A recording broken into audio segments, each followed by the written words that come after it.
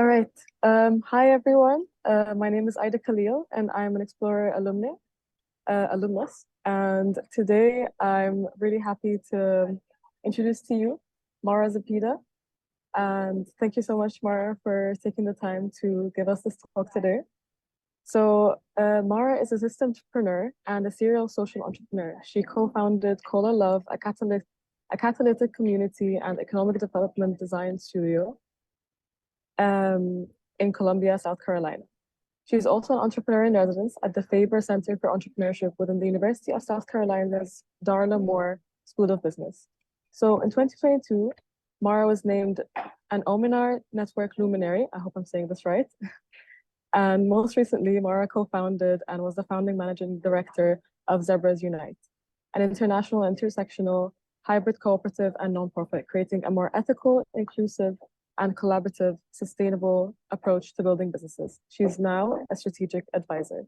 So, Mara, thank you so much for joining us today. Thank you for having me. I'm so happy to be here. Mara, what inspired you to become a social entrepreneur, and were there any specific experiences or challenges that motivated you to address a particular social issue? Yeah, well, I'm so happy to be here, and thank you all the viewers that are here today for making the time on this beautiful day. Yes, in terms of what inspired me to become a social entrepreneur, like so many things, it goes back to where you come from and your ancestry. So I grew up with in a household and a community with artists. My father was a painter and my mother is a cellist. And the thing about artists is they have a way of seeing the world from a creative problem solving. They're constantly problem solving in creative ways. They're constantly building community because artistic communities tend to be very interdependent and very mutualistic. They tend to build community naturally. And so I would say that from a very young age, my parents modeled to me how to build community and how to approach solving problems from a creative perspective, and how you could get so much joy out of that experience, and you could also be of service. So my mother helped to start the Sedona Jazz Festival, which is a jazz festival that's still going on. We would lead experiences to Latin America, where my father is from, to support children there who had been harmed by pesticides in the fields. And so from an early age, I had the model of my parents that showed me that we are here to be of service. We are here to solve problems together, and that there's a tremendous amount of joy and spirited fun in doing that collectively as a group. So I would say that that was the major inspiration for why I decided to serve as best as I could in this lifetime. And then I had a number of experiences that led me to seeing that entrepreneurship and creating businesses that could be better for the world were a path that I could take. I started as after graduate school, I went to graduate school as in journalism. And I studied to be an economic reporter, and I did a lot of reporting about the economy during the 2008 financial crisis. And that really showed me that year that essentially we were starting from scratch. We had to build our economy based on different principles and ideas and ways that would work for everyone. And reporting on that experience gave me a firsthand look into all that was broken with the economy and all that we could do to really reimagine a different one that would serve more people. And so it was through my growing up, and then through reporting on the financial crisis, that there was an opportunity around that time in 2000, this is now 2009, 2010, to begin to solve problems with technology. And that is what led me onto my path to starting at first a software company that served higher education. So yeah, that's a little bit about my journey and what inspired me. That's very interesting. Like it's a collection of different events that inspired you to do all of that. So I'm actually wondering, so how was your journey going from journalism into opening up a tech company? Yeah. Well, I think journalism is really all about connecting with people. It's all about how do you you know, when you're a journalist, you have to show up, and essentially every day you don't know anything about what you're reporting. By and large, you either get assigned stories or you find stories about complex financial instruments or things that are going on in the economy that you may not know anything about. And so you have to show up with a tremendous amount of humility, I would say, a lot of curiosity, and then you have to be personable. People have to want to be around you. You have to be trustworthy. People have to feel comfortable being around you, that your questions are coming from the right place, that you're genuinely and interested and curious in their life experience and who they are, and that you want to tell the story as best you can about what's going on. So all of those qualities are, as it happens, very applicable in entrepreneurship and startups, because it's the same thing. If you are a first-time entrepreneur, or you've come from, you know, your family, that you don't come from a background of entrepreneurship or business ownership, and you're just getting started, I'm so excited for you on your journey. And also it means that you are probably a really curious person that loves learning, that's very sincere about your quest for information and wisdom and knowledge and learning from other people. And it's that vivacity of curiosity that serves you so well on your entrepreneurial journey. Mentors are more likely to want to mentor you and to be engaged with you because you have that curiosity. Investors find it very compelling that you're somebody that can ask questions and learn and grow as a person. It's helpful from a team perspective. So much of entrepreneurship is about building a team and, you know, finding co-conspirators and co-collaborators and employees, and certainly having a culture of real curiosity and deep listening and empathy is very beneficial for that as well. And then serving your customers also. If you're building something, you want to constantly be listening to them, listening to feedback from your customers about what they find valuable, or you know, features or aspects of the product that they would like to improve. So you have to come from a place of humility and curiosity there as well.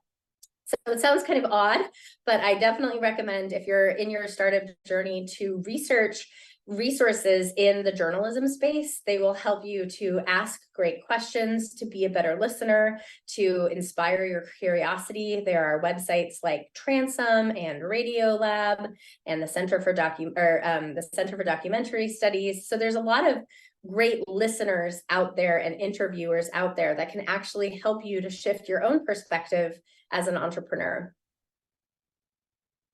That's really interesting. Thank you for talking about that. So going from these traits that successful entrepreneurs have, what advice would you give to first-time entrepreneurs who are passionate about addressing a social issue like you do? And like, how can they get started in practical terms with their communities? Yeah, I mean, my answer has changed over the years. I would say, I imagine this audience is very international. All of you are coming from all different places and all different countries and all different life experiences as well. So what I have really encouraged, you know, now that I have some years, in some ways I'm coming back to very basic and fundamental answers. I would say to start with very basic human needs. So what do we know we need, right? We know we all need food. We know we all need shelter. We know we need childcare, or if you're caring for elders, or you have parents that are sick or grandparents that are sick. And we know that we want to feel good in our bodies. We know we want to feel healthy and well and vital. And so before you go solving problems that feel very far away, start with those really basic qualities of what you know everybody wants to feel. Everybody wants to be more, you know, connected with their breath and healthier, and to feel really good in the morning. So what does it look like to build for that type of problem? Everybody wants to make sure that the people that they love are cared for. And so when we think about care for children, care for elders, our parents, our communities, what does real care look like? And then what do we want to put in our bodies when we think about nourishment and the food that feels good to us, and where that food comes from, where it's grown? What are ways that we can ensure that we have more local access to food, access to local food, more regenerative farming, and then shelter, right? We know that we're all so impacted by the way that we feel in spaces. So whether that's the office that you're currently existing in, or the office you'll build, or even going home every night, what does that space feel like to you? One of my dear mentors and teachers is an artist named Jonathan Harris, who talks about this idea of circles of care. And you really have to start with yourself and your own body and wellness and well-being, and then move out into who you live with, who's in your immediate family. And from that circle, who is in your community? And from that circle, how might you serve a broader network, a global network? But until you have first started with the center of yourself and your own well-being, everything that you build and design will just be a fractal representation of the strengths or weaknesses from that center. And so really investing in that center of yourself and the people that are immediately adjacent to you will help you build better products and services as you think about serving more global and networked markets. So I think my advice would be to start from within, and then to start from really basic things that we know everybody needs and wants to feel good. And that helps you to simplify tremendously, right? Because it's very tangible. Make a big pot of soup and invite your team over and see how that begins to change the dynamic. See if when you're meeting with investors, you can go for a walk together, you can show them one of your favorite places, or they can show you one of their favorite places that makes them feel alive. So with every moment, we have an opportunity to live inside of contexts that help us to feel more alive. And the more that we can build that in, ask that question, make the investment in doing that, the more things that we build and create will have that sense of aliveness. That's really interesting. I really like that the stress on making sure that you're healthy and that you surround yourself with a healthy community. And so given that we're talking about community, how important would you say community is in general when you have an enterprise or when you're starting out? And for example, how does that, for example, come into ensuring sustainability within your own enterprise? Yeah, it's a great question. I mean, I think that first of all, community, there was I heard recently, like, community is immunity. So if you surround yourself with wonderful people that make you better, that you feel alive around, and that you can help to be better in return, that is just creating all of the social benefits that we want in the social enterprise space. People, community is also interesting because there are people that have grown up inside of community. And so building community is it's like breathing to them. It's like second nature, that you would have someone over, that you would cook for someone, that you would open your home to a friend of a friend who's coming through. There's a real sense of generosity and a constant sense of openness and generosity. And that's coming from a very deep place of love.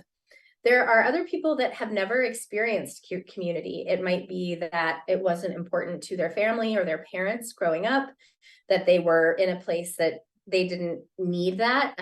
People that may have come from more economically advantaged backgrounds, I've noticed, are not, like, community is different for them because you don't rely on it in the same way that less advantaged communities have to rely on community, right?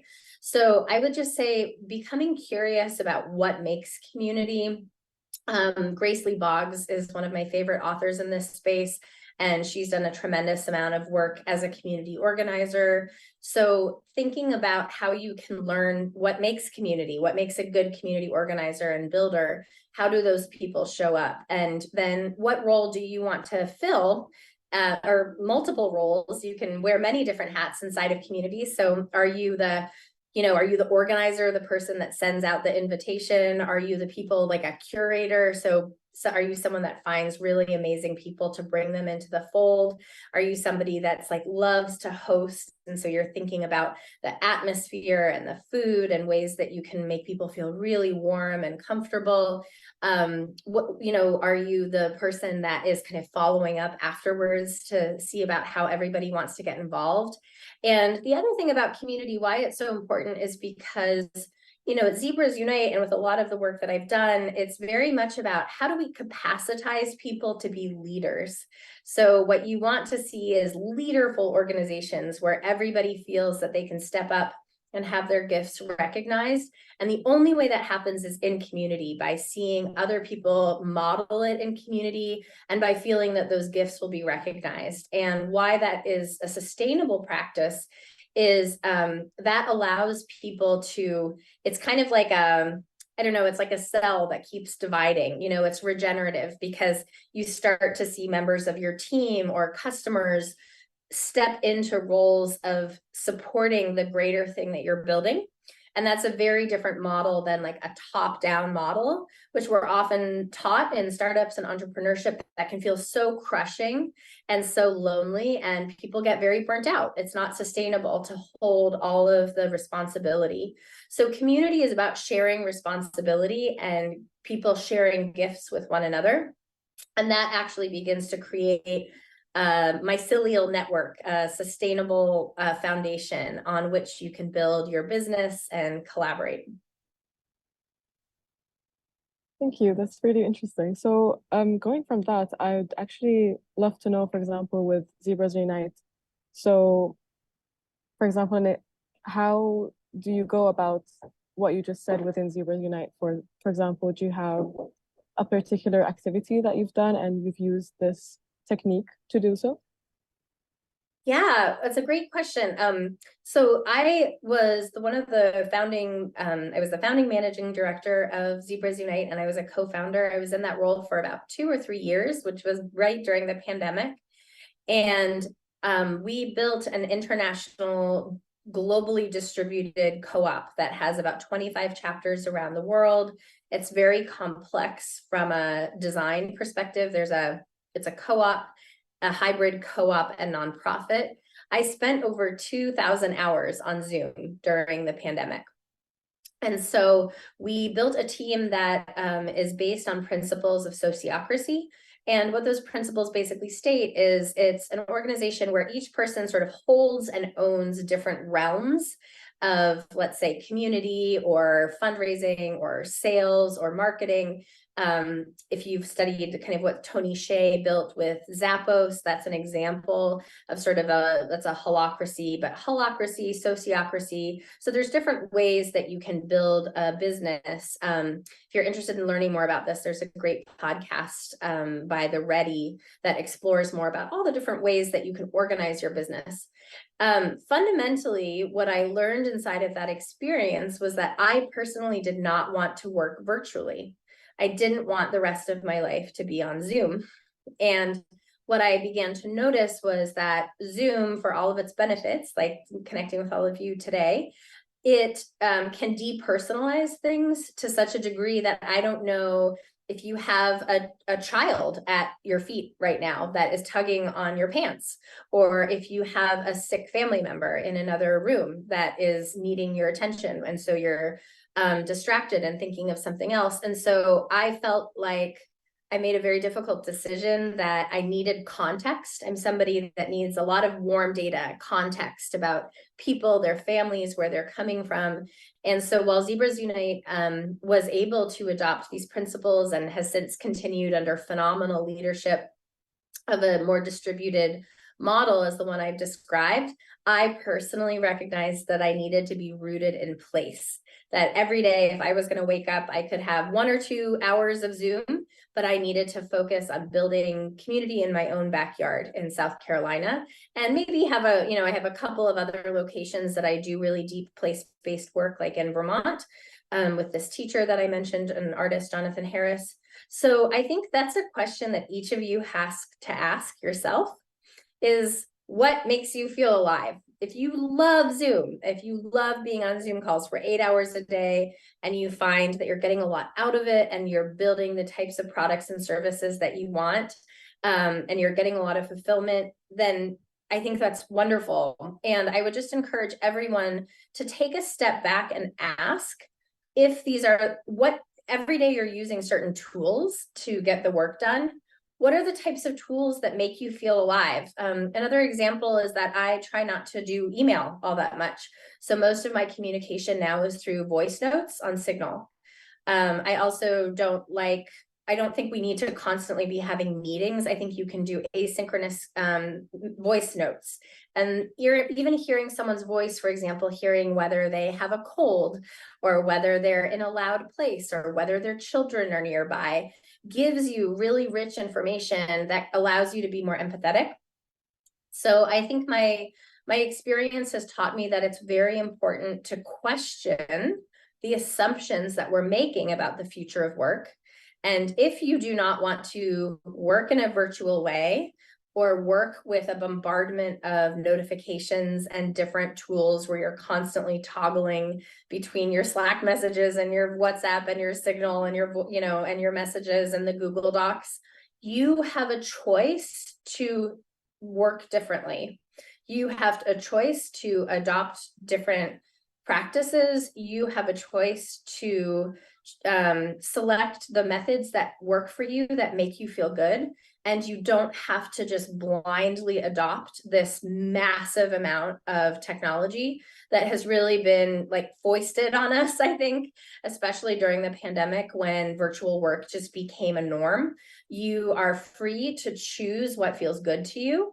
And so if you love meeting up with your friends in a coffee shop and that's the way that you prefer to build, then find a circumstance that will allow you to build in that way.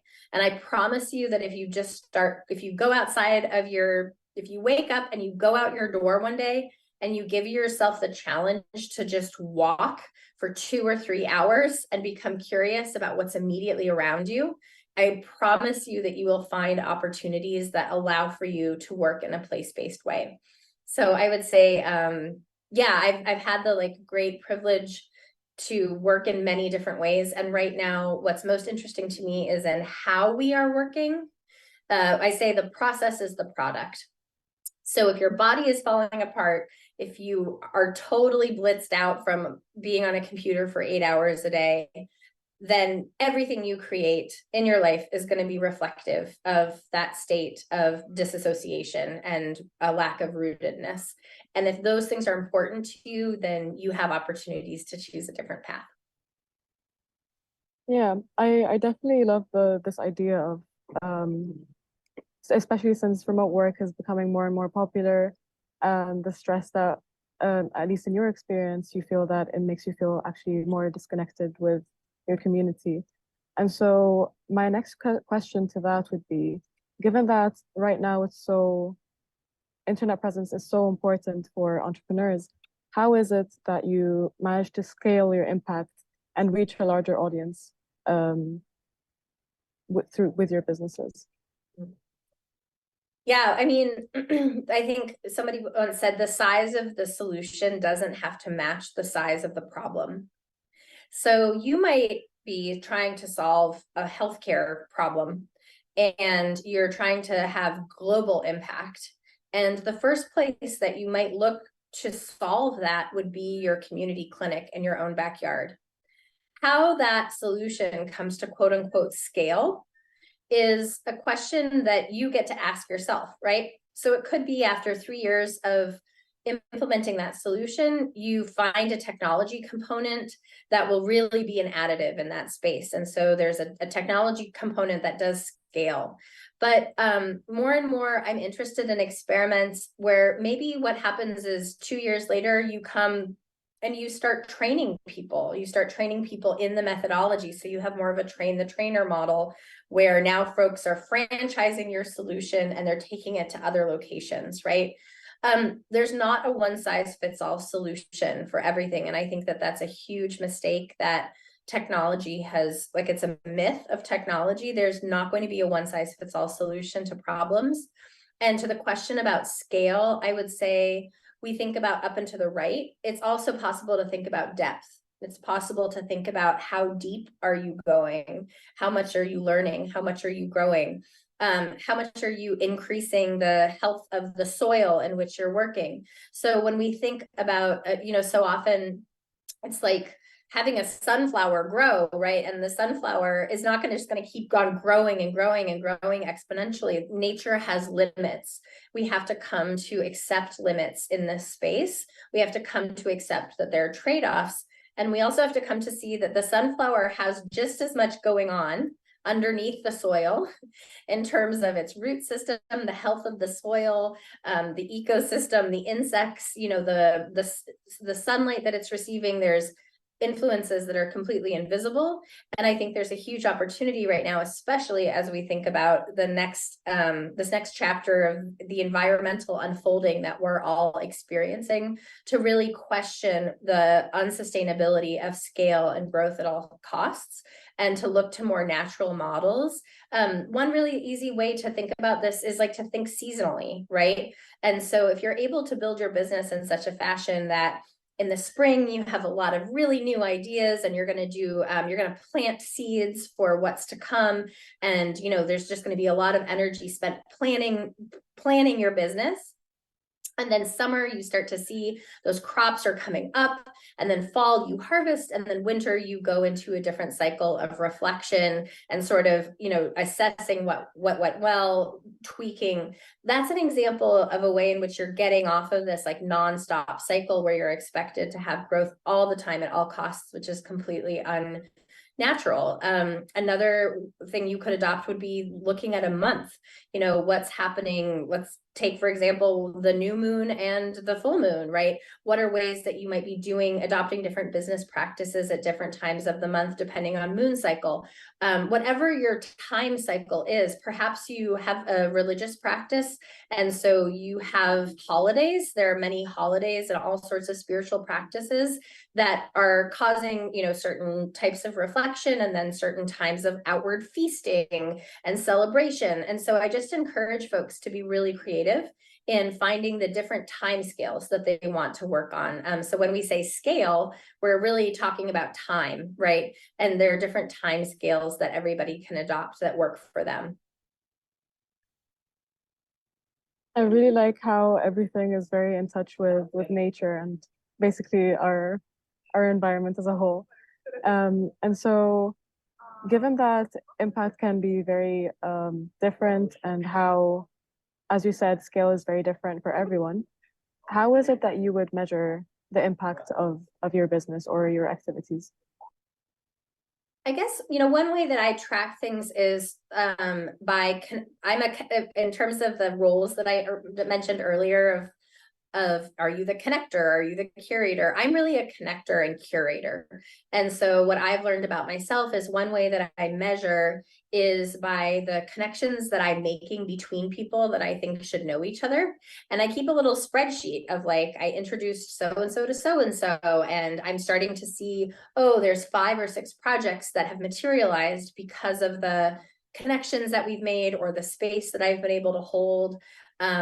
I really love taking projects from 0 to 1. So I'm somebody that likes to see a lot of new experiments happening. I really like to see, it's like a dandelion, where I just want to see a proliferation of experiments of people working together in new ways. In Columbia, South Carolina, where I've been working primarily with this community, like kind of a place-based design agency called Cola Love, we really look at, do the pop-ups that we're doing then create new opportunities for those business owners to secure a retail shop, to secure a partnership, to improve their marketing, to meet someone that can help them with social media, to have access to capital, to make government connections, to add things to their product lines. So we're very much, it's that notion of looking at the way that people and ecosystems are growing and developing. And I would say like that's one measurement that is more qualitative and depthful than just like counting, linear growth. And so when it comes to measuring, for example, like you said, seeing what the impact was on the businesses that you worked with, how is it that you go about that? Is it through surveys, or what kind of method would you use for that? Well, I think there's like different measurements that you need at different stages of a business growth. So when you're first starting out, I would say that relational aspect of building trust is, for me, what's most important. So that, concretely, sure, I could say that it's like the number of people on the mailing list, but that doesn't really begin to quantify. For me personally, much of what I'm dedicated to is building intergenerational spaces. So yesterday we've been building a pizza oven from clay earth for the last 2 weeks. And so last night we held a gathering that was the inaugural fire inside of this pizza oven. And there were 6 kids that came. That to me is a measurement. It's, do families and the people that are participating in this economic development feel safe that they can bring their children to an activity?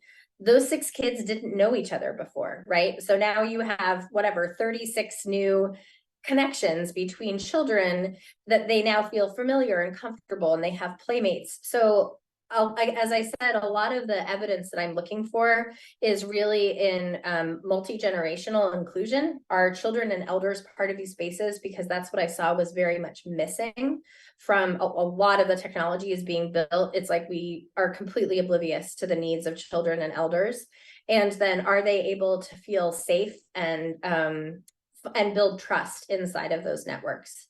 So that is not a quantitative measure. If you're interested in learning more about this, I would encourage you to check out Nora Bateson's work on warm data.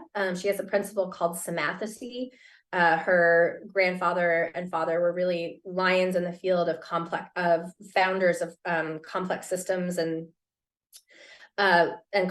complexity science. And she has this concept called somathacy, where it's learning together. So you and I are right now learning together in conversation, and that itself is a measurement. If you wish to create containers where more people can learn together, like that matters. And warm data is oftentimes completely invisible to us because of the technocratic bias that a lot of venture capital and products have.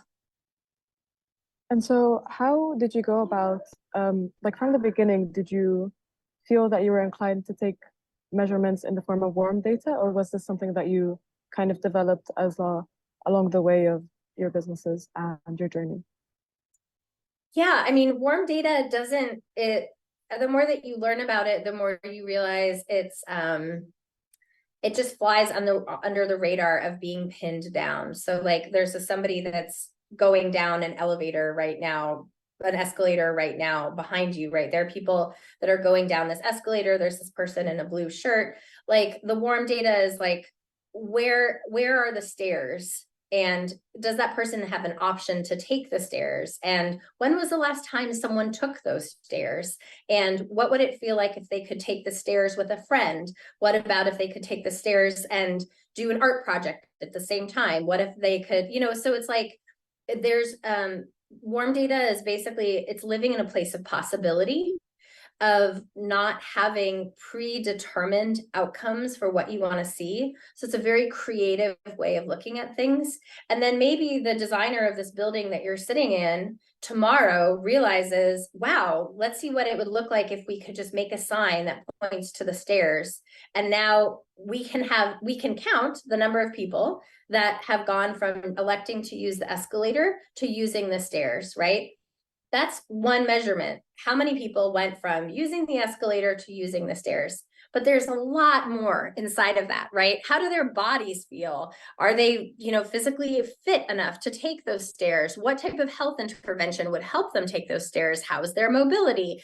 Like you're seeing too, it's just interesting, like people are looking at their phones while they're going down the escalator, right? You can't do that when you're taking stairs because you have to have a consciousness. So that then gets at like all the different neurological patterns that are happening when we're using our body and breath to animate motion versus staying stasis on an escalator, right? So you can see that from just this one behavioral change, you could unlock 50,000 different questions that you could choose to measure and explore. And that's this place where I think real innovation and creativity thrives. So how many people go from taking the escalator to taking the stairs is certainly one answer.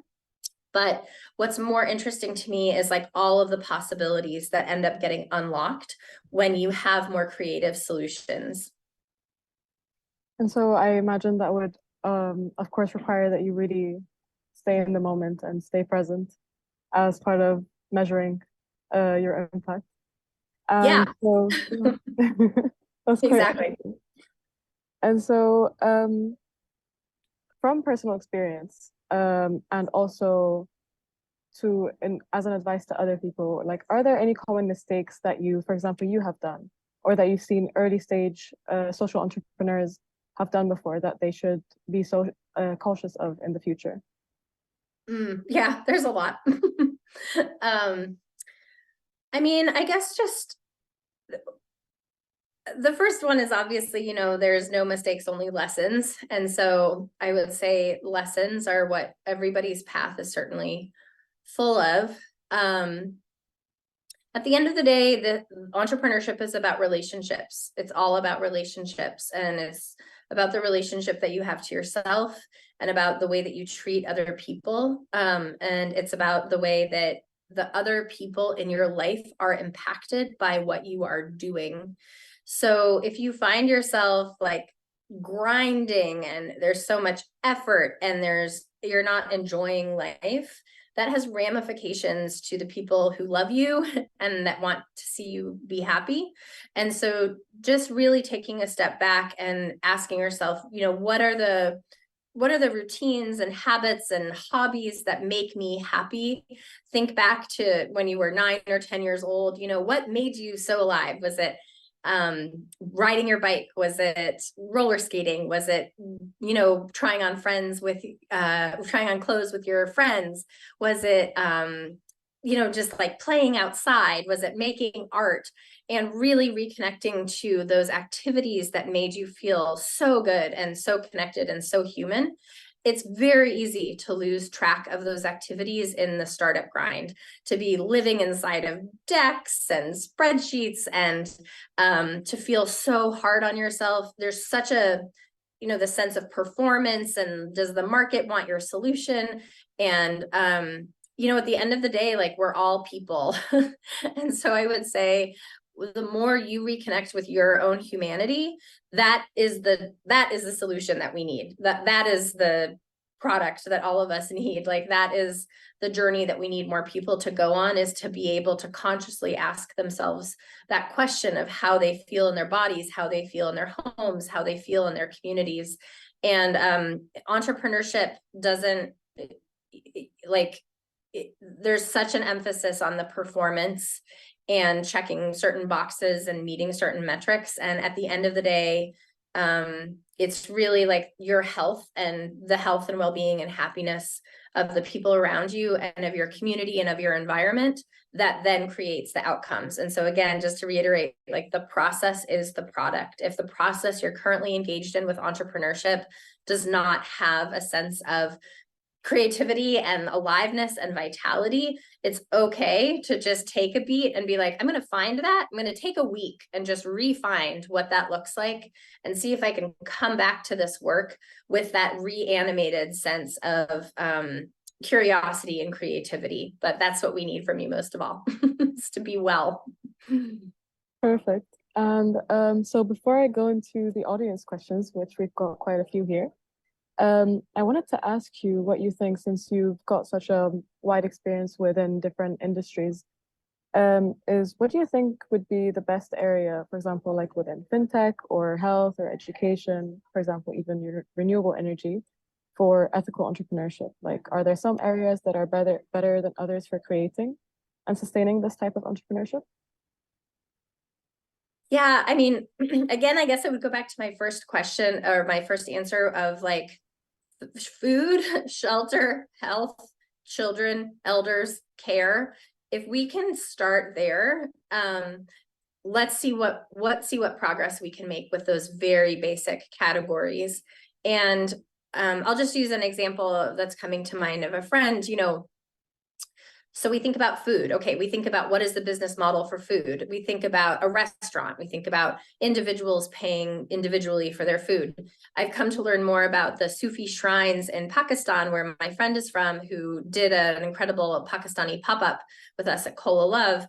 The model there is that there's a patron who pays for the prasad, for this food, this offering at the Sufi shrines. If I can encourage you to look up anything, it's like Sufi shrine food, and you will see incredible YouTube videos of cauldrons that are feeding 10,000 pilgrims at a time. And so there's a patron that purchases that in honor of the saint every day. So that's a different model, right? And so I would just encourage you to look to practices that have sustained us for thousands of years, that have sustained communities for thousands of years, and look back at those practices as basically models that can be relevant in this time. So I don't think in terms of sectors of like let's take education, right? When you think about food and how much is involved in the education around food, where the food comes from, how to prepare the food, how to serve it, what the model is for distributing it, right? This is again where I've learned so much about systems from people like Nora Bateson and Margaret Wheatley, where we really have to get back to the brass tacks. And so we need people that are able to think across industries and disciplines. And that's where we need we need people that are able to be combinatorial, that are able to combine a bunch of different disciplines, that are creative, that are able to see the bigger picture. And so they're not imposing like a certain narrow solution. They're seeing a large picture of an ecosystem, and then you end up building a field, you end up building an ecosystem, right? So back to that, sunflower metaphor, like if you're gardening, you're not somebody that's interested in flowers. You have to be interested in the health of the soil, in the water, in the sunlight, in the positioning. And so that's where we just desperately need people in entrepreneurship that are able to be systems thinkers and think from a holistic perspective. Right, thank you. And so now as we go to the audience, we have a question that says, I would like to ask, what do you believe are the most critical steps for early stage initiative to make a meaningful and lasting impact? Well, again, yeah, meaningful. So what is your definition of meaning? I guess that's the first question, right? What is your definition of meaningful? Is it something that you feel? Is meaning a sensory experience for you? Do you find meaning in certain smells and flavors, in looking at certain types of beauty and being with certain people, in seeing certain change happen in your own home or body or community? Is meaning something where you wake up every day and you look at a dashboard and you see that there's a massive amount of money in your bank account, and so that's what creates meaning? Meaning is different for everybody. So I guess that's the first question. It's a difficult question to ask because each person has a different definition of meaningful. And to the second point about impact, again, I would encourage us to question the language that we're using. When I think about impact, I literally think about a car accident. I think about something, it's a very violent word to me. What I'm interested in, again, as I said, is in depth. So if impact is important to you, again, what does that look like? Is it getting a certain award for your work? Then build a relationship with the people that are handing out that award. Or is it something else, like what people might say about you at your funeral? And so if that's the case of the type of impact that you want, go through the exercise of writing your obituary, writing the eulogy that you would want somebody to read at your funeral, talking about your legacy and the impact that you made. And so I would encourage you to do exercises that really surface and unearth, when we say impact, when we say meaning, what does that mean for you? Thank you. And so now we have another question that says, it's actually very cute, can you give us an advice that you wish your younger self knew when you started? Gosh, I think it's like, every day matters, every single day of your life matters. And it's so important to surround yourself with whatever makes you feel good, whatever makes you feel really alive. And if you don't know what that is, to investigate what it is. And if you still don't know what that is, to ask your parents, to ask your friends growing up from high school, to look back at photos, like, what did I really love? I have a photo album on my phone that says like moments that I felt fully alive.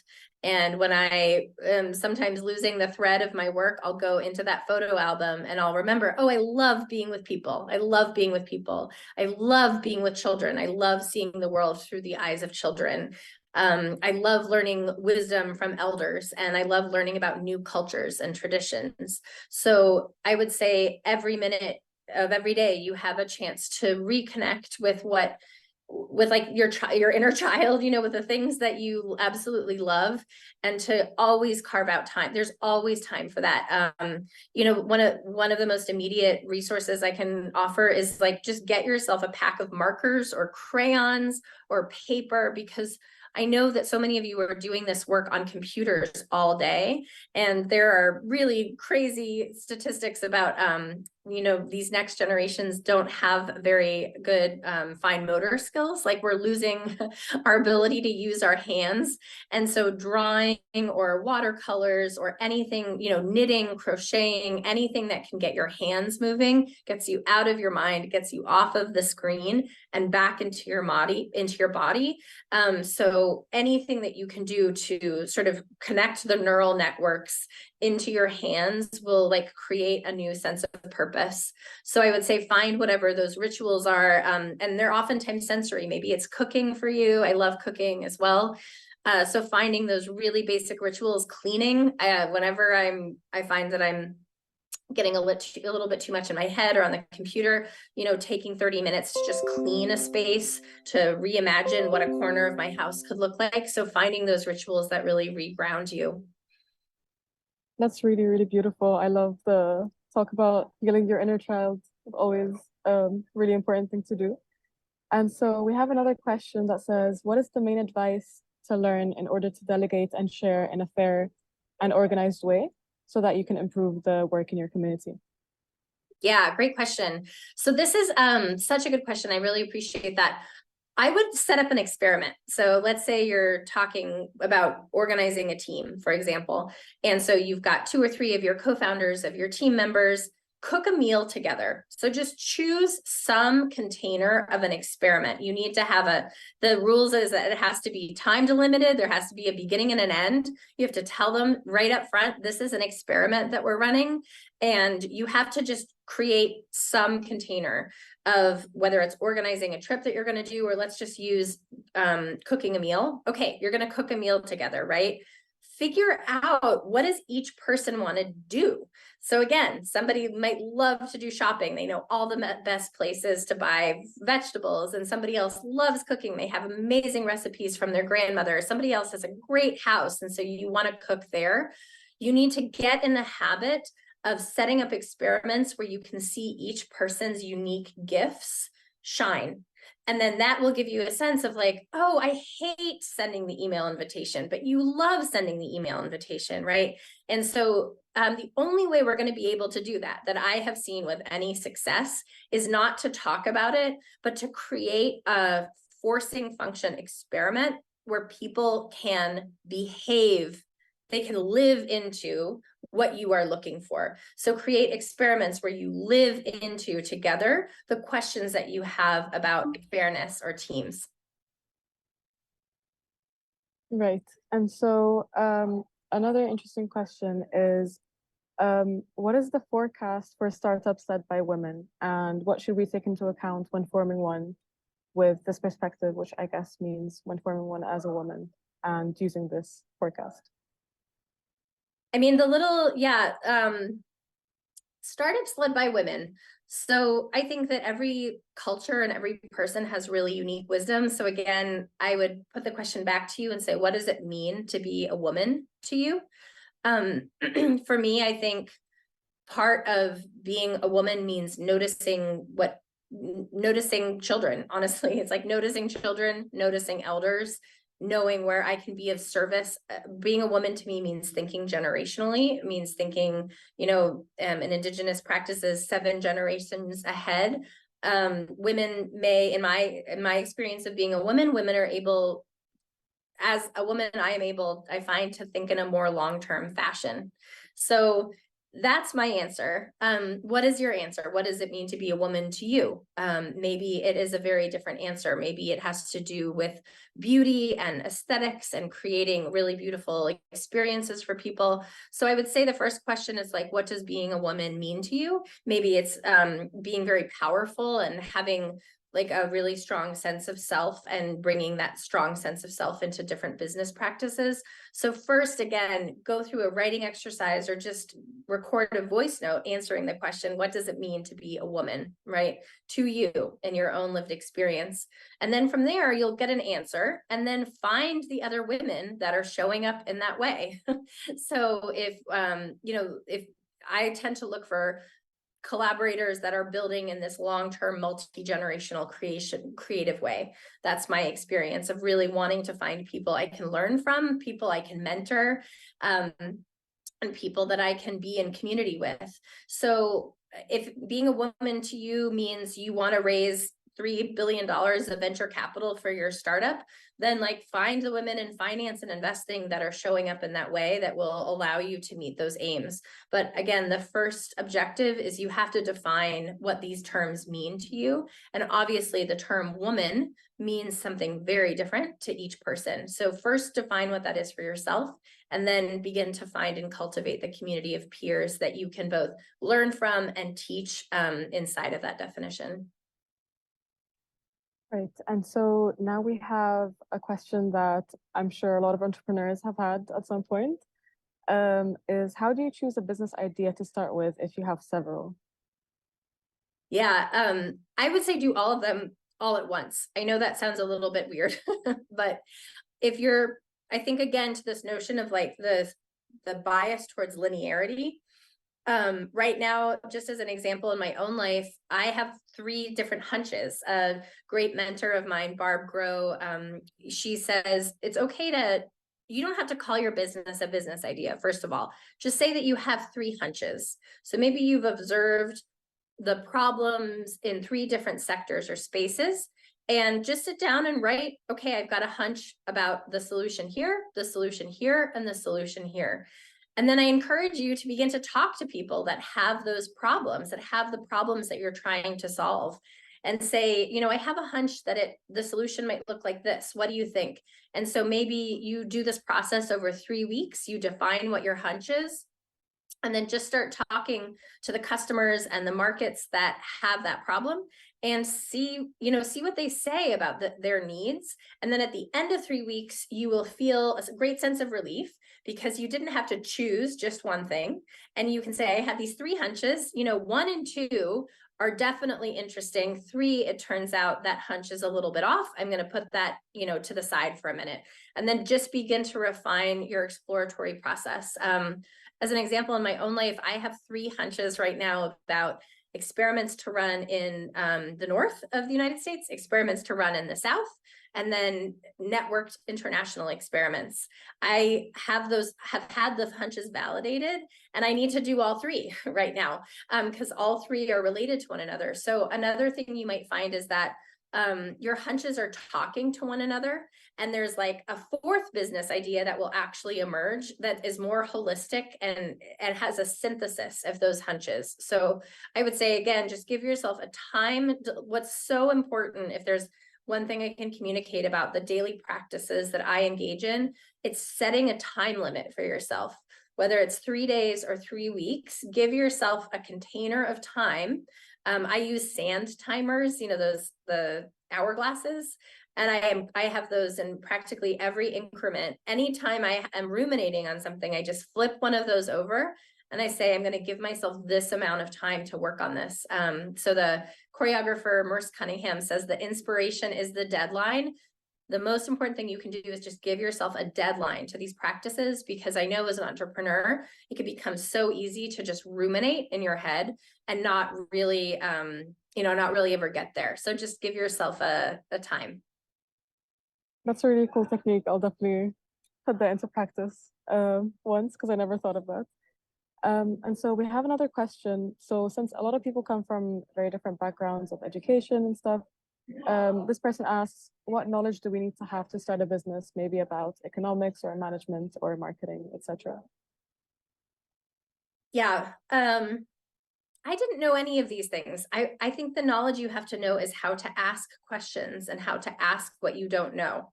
You know, there is something that ChatGPT and AI is really good for, I have to say, which is just asking, like, if there's one recommendation I can make around AI, it is to kind of treat it as your business therapist and be as detailed as you can about the questions you have. The other day I used ChatGPT and I was like, write $1 million curatorial budget for me. And it just spit something out. I'm not saying that that's what it's going to be at the end, but it was such a relief to know. For me, what's really helpful is like, I need the subheadings. I need like the scaffolding and the architecture. And thankfully, there are now tools like artificial intelligence and ChatGPT that will spit out to you what the answer is that you need in really rough ways. And then the most important part is to begin to build relationships with actual people that have mastery in that domain that you can learn from and apprentice to. So you need to know everything. You need to know about profit and loss statements. You need to know about economics. You need to know about marketing.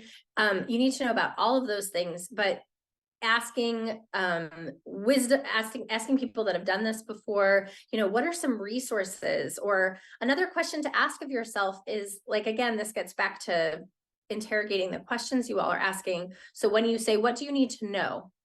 That to me makes me think, how do you learn? What kind of a learner are you, right? So are you somebody that needs to learn by doing? In which case, find an apprenticeship at a marketing agency for a couple of months so you can do marketing, because that's how you learn. Maybe you're somebody that learns by listening to podcasts. Find those podcasts. So again, in many respects, many of your questions are so phenomenal because the answers that you're seeking are inside of the questions themselves. And so to this question of knowing, it requires asking yourself, well, what's an example of something that I've come to know in the past in my life that really stuck, that I really got? And how did I learn that thing? And then figuring out what is my learning style for picking up these techniques. For me, it's figuring out the questions to ask are very important. For me, I need to understand the relationships. I need to understand power dynamics. It's helpful for me to understand context and history. So when I am going out to know something, I start by that foundational information that then allows me to understand the context. That's very cool. So I guess we do have time for another question. And the one we have right here is that, do you consider that fair and comfortable housing is a basic need that is important to respond to? Yes, I have so many more thoughts about this, especially recently. As I mentioned, we built this earthenware cob oven, which if you follow me on Instagram, my Instagram handle is Neither Snow. You can see some videos of it last night. But yeah, housing, that is so good, right? And so in that question about housing, again, the question is needing to be unpacked. Who do we live with? How do we live?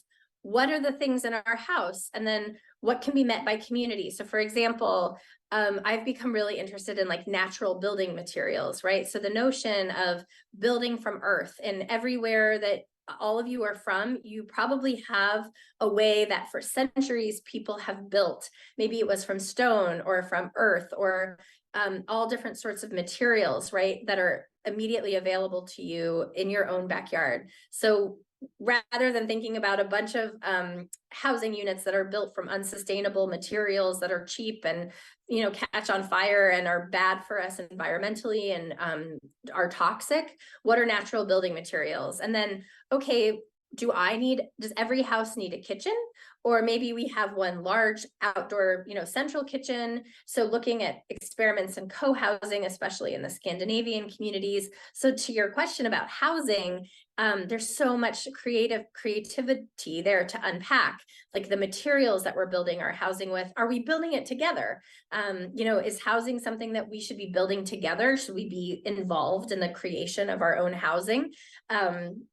Where are those communities? What are materials that we can use that are environmentally sustainable?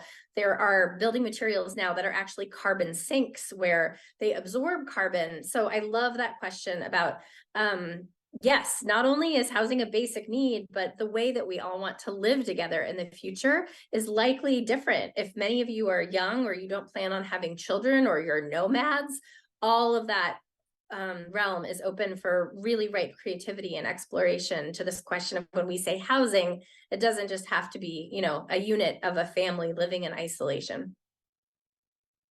Well, thank you very much, Mara. This was super, super interesting. And thank you to everyone who tuned in with us today. And so, yeah, thank you for giving us your time. And that's it. Yeah, total pleasure. Thank you all for your wonderful questions. And thank you, Ada.